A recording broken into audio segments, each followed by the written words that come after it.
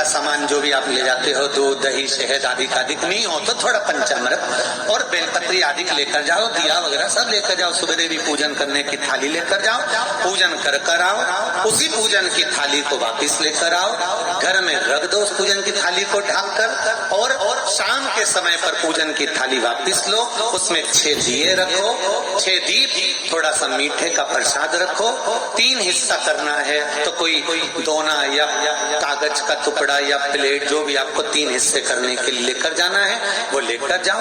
और बाबा का जो थाली रखी है पूजन की वही थाली ले जाओ, पूजन का सामान ले जाओ। भगवान की शंकर जी की शाम के समय पर पूजन करो।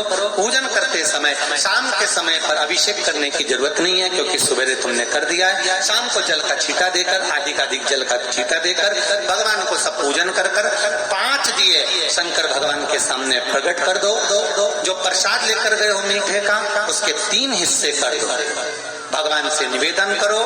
दीप प्रज्वलित करते समय अपने मन की कामना कर दो कि मैं इसलिए ये व्रत कर रही हूँ और बाबा से भी नहीं करूँ। जब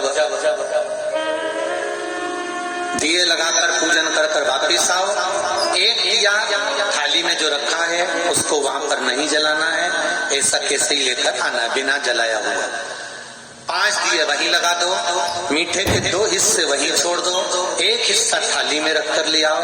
बाबा से निवेदन कर कर अपने घर पर जब आओ, तब घर में प्रवेश करते समय जो तुम्हारा सीधा हाथ हो उस राइट हैंड की ओर दिए को आराम से बैठो। भले जमीन हो तो जमीन पर आराम से बैठकर दिया प्रकट करो और भगवान से विनय करो, भोलेनाथ मेरा ये कार्य है आप पूर्ण करना। घर के अंदर प्रवेश करो और भोजन करने से पहले सबसे पहले जो मीठे का प्रसाद लेकर आई हो पूरा प्रसाद उसको पाइए, उसके बाद फिर भोजन ग्रहण करिए। भोजन में ये जरूरी नहीं है कि मीठा ही खाना है, बस इतना जरूर है कि जो प्रसाद लेकर आयो सबसे पहले उसे खाना है। उस प्रसाद में से किसी को नहीं देना है, वो प्रसाद आपको ही पाना है। पाने के बाद भोजन ग्रहण करो। एक समय फलहार कर लो, दूसरे समय भोजन कर। शाम के समय पर एक श्रीफल 11 रुपए 21 रुपए तुम्हारी मर्जी पड़े, हजारों जो तुम्हें जमा करना तुम्हें देना हो तुम्हारी मर्जी, जो देना हो वो भगवान शंकर के पावन चरणों में रख दीजिए।